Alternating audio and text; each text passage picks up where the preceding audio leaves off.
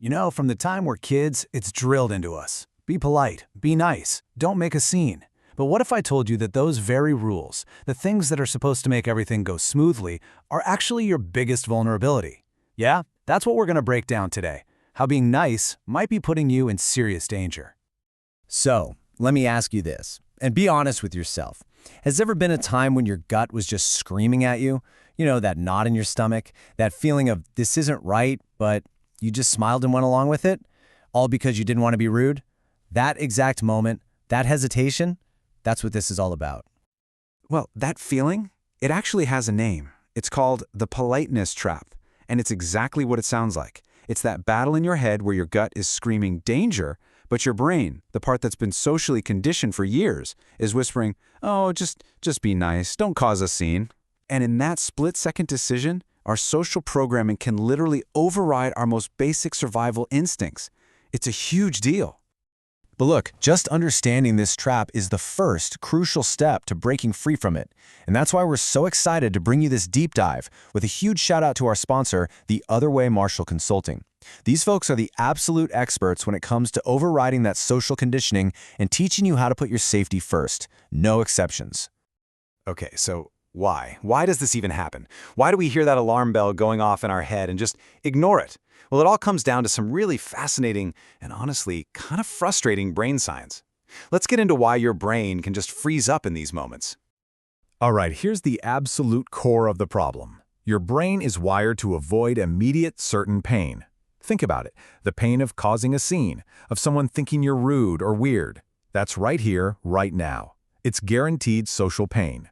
But the actual physical threat? Well, that's still just a potential thing. It's abstract. And guess which one your brain is programmed to avoid? Yep, the immediate, certain pain of being awkward. And this is the calculation your brain is doing in like a nanosecond. On one side, you've got the immediate discomfort of being rude. On the other, you've got the abstract threat of maybe getting hurt.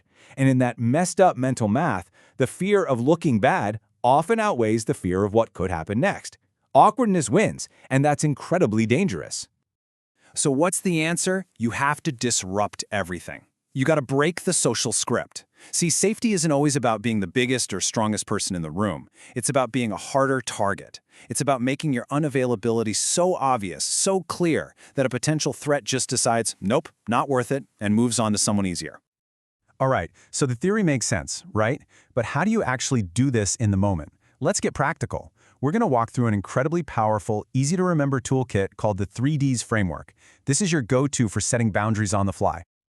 Okay, let's break it down. First up is D for deflect. This is your soft exit, your first line of defense. Somebody asks you for something that just feels off? A simple, sorry, can't help you right now, is all you need. No excuses, no long stories.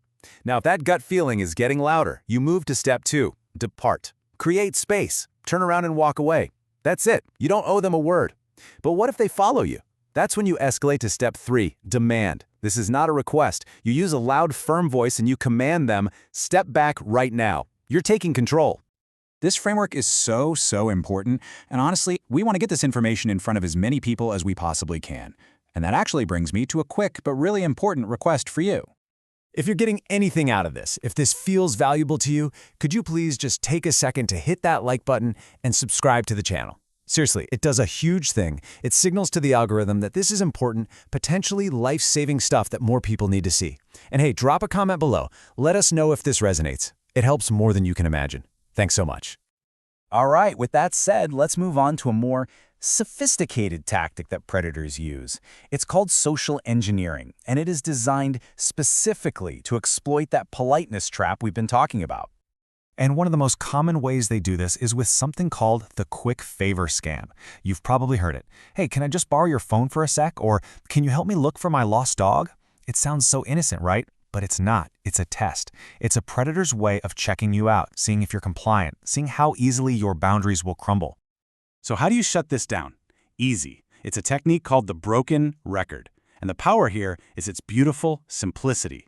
All you do is state your refusal calmly and firmly, and then you just repeat it.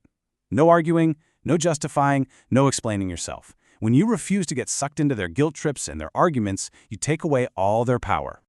And believe me, they will try to ramp up the pressure. They'll go for the emotional jugular. They'll make it about you being a bad person. Something like, "Come on, my wife is waiting. What kind of person are you?" In your response, it doesn't even touch that. You don't get defensive. You don't say, "Hey, I'm a nice person, but..." Nope. You just calmly restate your boundary. "I said I can't do that." Boom. Conversation over. You've just denied them the one thing they need to control you, your engagement. Phew! Okay, we've covered a ton of ground here, from the psychology to the frameworks to the counter moves. So let's boil this all down to a simple, easy-to-remember checklist. Think of these as your 7 rules for, let's call it, unapologetic safety. Okay, you ready? Number 1, trust your gut. If it feels wrong, it is wrong, period. 2, politeness is optional. Your safety is not. 3, deflect early. Use that soft exit right away. 4, distance is safety. Create it. 5, demand your space. Be loud if you have to. 6, you don't owe anyone an explanation. No is a complete sentence. And number 7, be that broken record. Repeat your refusal and do not engage. Okay, listen up, because this right here is maybe the most important part of our entire conversation. Watching this, nodding along, understanding the concepts, that's a fantastic first step. It really is, but it's not enough, not even close. We have to bridge the gap between knowing what to do and actually doing it. So I'm going to ask you point blank, are you ready to actually practice this? Are you ready to build the muscle memory so that when that moment comes and your brain freezes, and it might, your body just takes over? Because here's the hard truth. Under pressure, you don't rise to the occasion, you fall back on your training. And this is how you make it real. The team over at The Other Way Martial Consulting, they offer personal, one-on-one training to help you drill these skills until they're not just something you know, they're something you are. Don't just be someone who knows what to do in theory, be the person who has put in the reps. Click that link down in the description, book a session, and start turning this knowledge into pure instinct. Stay safe.